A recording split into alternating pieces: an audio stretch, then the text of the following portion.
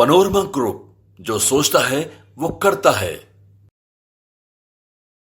नमस्कार, आप देख रहे हैं भारत लाइव। देखिए, बिहार की सियासत जो है वो तूफानों से गुजर रही है। आपने देखा है कि कैसे एनडीए की सरकार बनने के बाद से नीतीश कुमार को लेकर के अभी भी जो कंफ्यूजन मौजूदा एनडीए की सरकार में दिख रहा है वो साफ तौर पर जाहिर है। चाहे मंत्रिमंडल का विस्तार हो या फिर आपको सीटों का बंटवारा हो, कहीं ना कहीं ये तमाम चीज जो है वो एनडीए को जो है घबरा रही है, परेशान कर रही है। आपको बता दें कि नीतीश कुमार जब से एनडीए में शामिल हुए हैं तब से एनडीए ने शक्ति प्रदर्शन तो किया है, लेकिन अंदर ही अंदर जो चीज उसको खा रही है, उसके सहयोगी दल जो कि अब उससे छटकते हुए दिख रहे हैं, चाहे वो चिराग पासवान हो या उपेंद्र कुशवाहा हो, कहीं ना कहीं कहा ये जा रहा है अब काफी बड़े पैमाने पर कि उन लोगों की साफ तौर पे जो नाराजगी है वो दिख रही है। लेकिन अब लगता है कि बिहार की सियासत में फिर कोई भूचाल आएगा। फिर लगता है कि नरेंद्र मोदी को क्या 400 पार का जो नारा दिए हुए हैं उसको पूरा कर पाएंगे, सहयोगी दलों को साथ लेकर के चलना है। बहरहाल इन तमाम चीजों को बाबा से जानेंगे कि क्या विदेश जाने से पहले नीतीश और कुशवाहा में बातचीत हुई है, क्या विधानसभा भंग करके दोनों चुनाव साथ में करेंगे। क्या लगता है सर, क्या होगा, दोनों चुनाव फिर से होगा क्या? देखिए, अब बात सबसे पहले तो दोनों चुनाव एक साथ होगा कि नहीं होगा, ये बातें हम पिछले कई महीनों से कह रहे हैं, क्योंकि नीतीश कुमार के पास जो ऑप्शन है वो बहुत लिमिटेड ऑप्शन है और इस ऑप्शन को नीतीश कुमार 2020 से ही लगातार प्रयास कर रहे हैं कि कुछ ऐसा हो जिससे नीतीश कुमार जो तीसरे नंबर की पार्टी बने हैं वो दूसरे नंबर की बन जाए या पहले नंबर की बन जाए। हालांकि पहले नंबर और दूसरे नंबर बनने में उनको बहुत सारे ऐसे उलट पलट करने पड़ेंगे, जिसकी संभावना व्यक्त की जा रही थी। जब नीतीश कुमार महागठबंधन से एनडीए की तरफ आए थे तो कहा यह जा रहा था कि वाम दल और कांग्रेस के बहुत सारे ऐसे विधायक हैं जो टूट करके जदयू का हिस्सा बनेंगे, लेकिन ऐसा हुआ नहीं। आपने देखा कि जो नीतीश कुमार का एजेंडा था उस एजेंडा के ठीक उलट उन्हीं के दल से लोग भागना शुरू कर दिए। भारतीय जनता पार्टी ने किसी तरह से ये सारा मामला समेटा और सहेजा, लेकिन उसके बाद अब जबकि नीतीश कुमार उस जगह पर आकर के खड़े हैं जहां उन्हें एनडीए के साथ चुनाव लड़ना है, तो चुनाव लड़ने के लिए उनके जो 16 सीट हैं उस पर मेन दांव लगा हुआ है।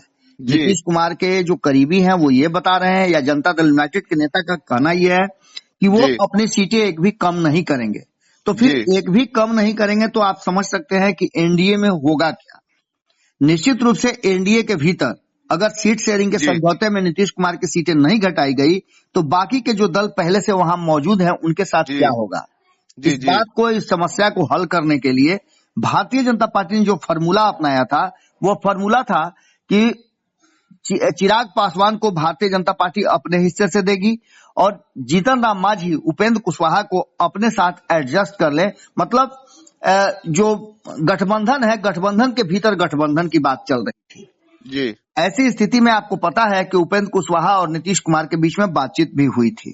उपेंद्र कुशवाहा ने उस बातचीत के बाद कई पुरानी बातों को याद करते हुए ये बात कहा कि उन्होंने पहले से ही ये बात कहा था कि देश को बदलना है, बिहार को बदलना है, तो ऐसी स्थिति में मजबूत गठबंधन होना चाहिए। हालांकि महागठबंधन का जो गठबंधन था जिसमें नीतीश कुमार थे वो काफी मजबूत था, लेकिन तब नीतीश कुमार के साथ उपेंद्र कुशवाहा थे और उन्होंने इसका सांकेतिक विरोध भी किया था कि नीतीश कुमार एनडीए में है तो महागठबंधन में क्यों जा रहे हैं। हालांकि उस समय ये लग रहा था कि उपेंद्र कुशवाहा को मंत्रिमंडल का हिस्सा बनाया जाएगा, बड़ी जिम्मेवारी दी जाएगी। नीतीश कुमार ने उनको लाते समय कहा भी था कि इन्हीं लोगों को देखना है, लेकिन इसके ठीक उलट उपेंद्र कुशवाहा लगातार आप देखे होंगे कि नीतीश कुमार के फैसलों को लेकर के सवाल खड़े करते रहे हैं। सवाल ये भी करते रहे हैं शुरुआती दौर में कि नीतीश कुमार प्रधानमंत्री की सारी अर्हता पूरी करते हैं, इसलिए प्रधानमंत्री के सफल उम्मीदवारों में से एक नीतीश कुमार हैं। यानी नरेंद्र मोदी के विरुद्ध उन्होंने एनडीए में रहते हुए नीतीश कुमार को प्रधानमंत्री का उम्मीदवार घोषित कर दिया था। अब जब परिस्थितियां बदली हैं, कई ऐसे मोड़ आए हैं जिसमें उपेंद्र कुशवाहा न तो नीतीश कुमार के पार्टी के हिस्सा है, अपनी पार्टी बना लिया है उन्होंने। इसके पहले उन्होंने जो नाम दिया था उसका रजिस्ट्रेशन नहीं हो पाया, फिर दूसरे नाम का रजिस्ट्रेशन हुआ। ये सारी चीजें चल ही रही थी और एनडीए का हिस्सा थे उपेंद्र कुशवाहा और चिराग पासवान। इसी बीच में नीतीश कुमार की फिर से एंट्री हो जाती है, जिस तरह से 2017 में हुई थी। जी अब एंट्री के बाद जो हम लगातार ये कह रहे थे कि मामला गड़बड़ाएगा और मामला गड़बड़ाने पर कहीं ना कहीं इन दोनों के लिए मुसीबतें खड़ी होंगी, वो समस्या अब शुरू हो चुकी है। क्योंकि दोनों का नरेंद्र मोदी के सभा में उपस्थित नहीं होना इस बात की तरफ इशारा करता है कि दोनों की नाराजगी है, और ये नाराजगी कहीं ना कहीं बड़ी हो सकती है अगर इस पर कोई जल्दी फैसला नहीं लिया गया। इस बीच आपको पता है कि नीतीश कुमार को विदेश भी जाना है, सारी तैयारियां हो चुकी है, उनके साथ जाने वाले लोगों की लिस्ट तैयार है, सभी लोगों का टिकट हो चुका है। उससे पहले नीतीश कुमार, आपको पता है कि एमएलसी के लिए अपना नॉमिनेशन फाइल करके जाएंगे।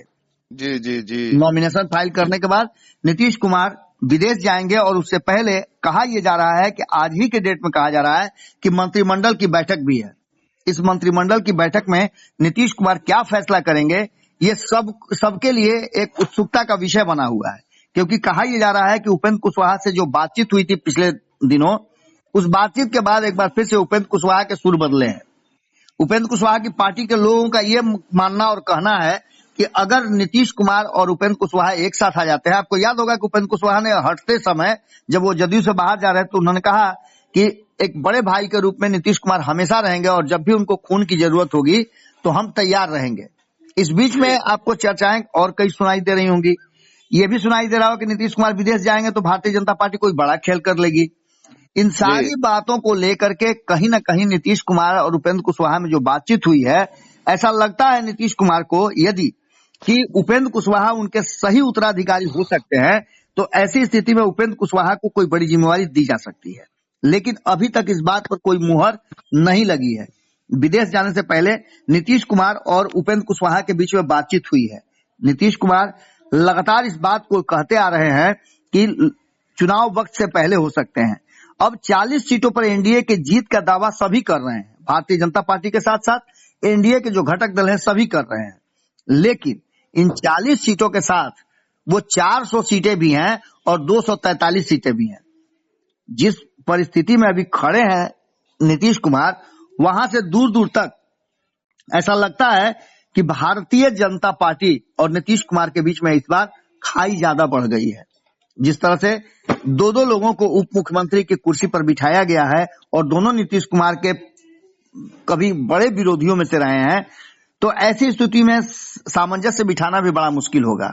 उसके बाद आप ये देख रहे होंगे कि ललन सिंह, इसके साथ साथ और कई जो नीतीश कुमार के सलाह करने वाले लोग थे, वो सभी धीरे धीरे करके अलग होते चले गए हैं।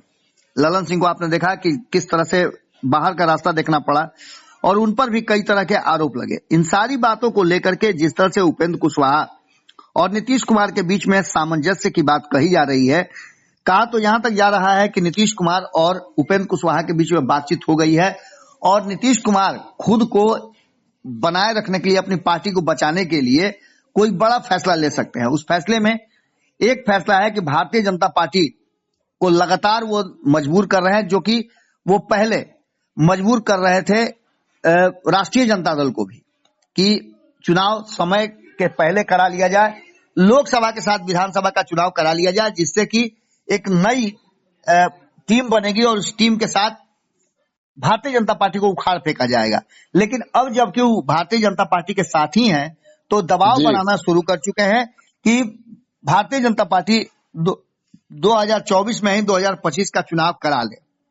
अब देखना दिलचस्प होगा कि उपेंद्र कुशवाहा की टीम जो चुपचाप बैठी हुई है और धीरे धीरे करके पत्ते खुल रहे हैं, तो क्या नीतीश कुमार जब मंत्रिमंडल का विस्तार नहीं कर रहे हैं और बड़े बड़े फैसले हैं वो नहीं हो रहे हैं, मंत्रिमंडल के विस्तार से पहले आप देख रहे हैं कि एक मंत्रियों के पास इतने सारे जो नजर आ रहे हैं विभाग, इसके भी कारण है। एक तरफ जहां मंत्रिमंडल विस्तार हो, वहीं दूसरी तरफ नीतीश कुमार का यह फैसला करना कि वो विदेश जा रहे हैं और विदेश जाने से पहले यदि नीतीश कुमार ये फैसला करने में सफल हो जाते हैं कि विधानसभा का चुनाव लोकसभा के साथ ही होगा, तो ऐसी स्थिति में कोई अतिशयोक्ति नहीं होगी। लेकिन भारतीय जनता पार्टी इसके लिए तैयार होती है नहीं होती है, ये बड़ा सवाल है। तो वही एक सवाल और भी खड़ा हुआ था हाँ। बीच में दौरान के, आपको बता दें कि जब से सरकार बनी है तब से भाजपा भी इसकी जो है गवाही देता हुआ दिखा है कि दोनों चुनाव साथ में नहीं होंगे, जो टर्म है वो पूरा किया जाएगा इस सरकार का, क्योंकि नीतीश कुमार को एमएलसी का अपना जो है सीट भी खाली हो रही थी, उसको भी फाइलिंग करना है नीतीश कुमार को आज। और साथ ही साथ देखना ये भी है कि अगर भाजपा दोनों चुनाव साथ करा देती है नीतीश कुमार के साथ हामी भर के, तो लोकसभा में उसको बड़ा नुकसान जो है वो दरपेश है। निश्चित रूप से अब्बास, आप जो बात कर रहे हैं, इस जो विधानसभा भंग कराने की बात की जा रही है, ये विधानसभा भंग कराने की बात या तो 11 तारीख से पहले कर लेनी होगी, क्योंकि आप समझ सकते हैं कि जब विधानसभा भंग, जब जो चुनाव आयोग का डेट फिक्स हो जाएगा लोकसभा चुनाव का, उसके बाद मुश्किल होगा। तो या तो उससे पहले हो सकता है, या फिर 2024 के चुनाव समाप्त होने के बाद जब परिणाम उसके आ जाएंगे तब। लेकिन तब नीतीश कुमार के हाथ में बहुत कुछ नहीं रहेगा जिससे वो समझौता कर सकें और दबाव बना सकें। इसीलिए नीतीश कुमार चाहते हैं कि वो लोकसभा के साथ विधानसभा का चुनाव अभी ही फैसला कर लें। संभावनाएं कई हैं और इसी संभावनाओं में कहीं न कहीं एक टिमटिमाता हुआ दिया के रूप में उपेंद्र कुशवाहा नीतीश कुमार को नजर आ रहे हैं। दोनों को एक दूसरे के सहयोग की जरूरत है और ऐसी स्थिति में अगर दोनों एक साथ हो जाते हैं तो ज्यादा बेहतर होगा एनडीए के लिए, क्योंकि अगर उपेंद्र कुशवाहा एनडीए छोड़ देते हैं या नीतीश कुमार के कारण या किसी भी कारण से वो एनडीए से बाहर हो जाते हैं तो निश्चित रूप से एनडीए गठबंधन को घाटा तो जरूर होगा, कुछ वोटों का ही सही लेकिन घाटा होगा। सर, कल दिन भर हम लोगों ने फील्ड में एक चीज और देखी कि चिराग पासवान को भी लेकर के जो है वो कहीं ना कहीं जो है शक और शोभा का माहौल बना हुआ है। उपेंद्र कुशवाहा तो लिस्ट में है ही है कि गच्चा देंगे एनडीए को, लेकिन चिराग पासवान का नाम भी जो है वो काफी सुर्खियों में। क्या लगता है सर कि ये दोनों कितना डैमेज करेंगे अगर नहीं मानते हैं तो? देखिए, सबसे बड़ी बात है कि आप समझ सकते हैं कि अगर पेड़ से छोटा डाली भी टूटता है तो आवाज जरूर होता है। निश्चित रूप से चाहे जितना भी कर लीजिए आप, अगर ये दोनों अलग हो जाते हैं तो ऐसी स्थिति में आप समझ लीजिए कि जो भारतीय जनता पार्टी का स्ट्रेटजी था कि सभी को लेकर के और 40 की 40 सीटें जीतना, हालांकि जो सर्वे रिपोर्ट हैं वो तो बता रहे हैं कि पिछला रिकॉर्ड 2019 वाला नहीं दोहरा पाएगी एनडीए, लेकिन उसके बावजूद अगर ये साथ नहीं होते हैं तो और बड़ा झटका लग सकता है। सबसे बड़ी बात तो ये है कि नीतीश कुमार क्या फैसला करते हैं। अगर नीतीश कुमार एक बार फिर से उपेंद्र कुशवाहा के साथ सेटिंग गेटिंग कर लेते हैं तो ये एनडीए के लिए या जिस गठबंधन में रहेंगे वो उस गठबंधन के लिए फायदेमंद जरूर होगा। जी बिल्कुल, जैसा कि आपने देखा कि तमाम बारीकियों को बाबा ने एक एक करके समझाया है कि नीतीश कुमार जैसे हालात मौजूदा बिहार की सरकार में बनाए हुए हैं, जैसा माहौल बना हुआ है, उससे काफी जो है बीजेपी को भी दिक्कत हो रही है और उसके सहयोगी दलों को भी दिक्कत हो रही है। आपने देखा है कि नई सरकार बनने के बाद से किस तरीके से मंत्रिमंडल के विस्तार को लेकर के या सीटों के बंटवारे को लेकर के या तमाम जो घटक दल हैं उनके अंदर कहीं ना कहीं नीतीश कुमार के एनडीए में आ जाने से अब इनसिक्योरिटी फील हो रही है। उनको लग रहा है कि भाजपा अब उनको वो अहमियत नहीं दे रही है जो नीतीश कुमार के नहीं आने से पहले उनको मिल रही थी। बहरहाल देखना अब ये है कि क्या विधानसभा भंग होने को लेकर के जो भारत लाइव दावे करता रहा है और जो आपने देखा है कि खबरें चलती रही हैं और जैसे नीतीश कुमार के जो इशारे हैं मौजूदा सरकार में देखते हुए, हमने बार बार जिक्र किया है विधानसभा भंग होने को लेकर के भारत लाइव के जरिए से कि नीतीश कुमार का जो मूड है वो नई सरकार बनने के बाद से ठीक नहीं है और नीतीश कुमार जो फैसले ले रहे हैं वो भाजपा को कहीं ना कहीं परेशान कर रहे हैं और बार बार बीजेपी भी इस पर गौर करती हुई कि नीतीश कुमार के आने से उसे कितना नुकसान और कितना फायदा हुआ है। बहरहाल सियासत जो है वो अंदाजों का खेल है, आगे देखना है क्या होता है। ऐसी तमाम अपडेट्स के लिए देखते रहिए भारत लाइव। शुक्रिया। पनोरमा ग्रुप, जो सोचता है वो करता है। अगर ये वीडियो पसंद आई और वह बिहार के राजनीति और बिहारियत से सरोकार रखेनी तो सब्सक्राइब बटन दबा के चैनल के सब्सक्राइब कर ली। ओजे एगो घंटी बा, ओकरा बटन दबा देला से कुल सटीक और मारक खबर रुआ मुफ्त में मिल जाई। अगर रुआ पत्रकारिता के हमनी के नया प्रयोग में सहयोग कर चाहतानी तो ज्वाइन बटन दबा दी। पेटीएम नंबर नोट कर ली 9386816700। धन्यवाद।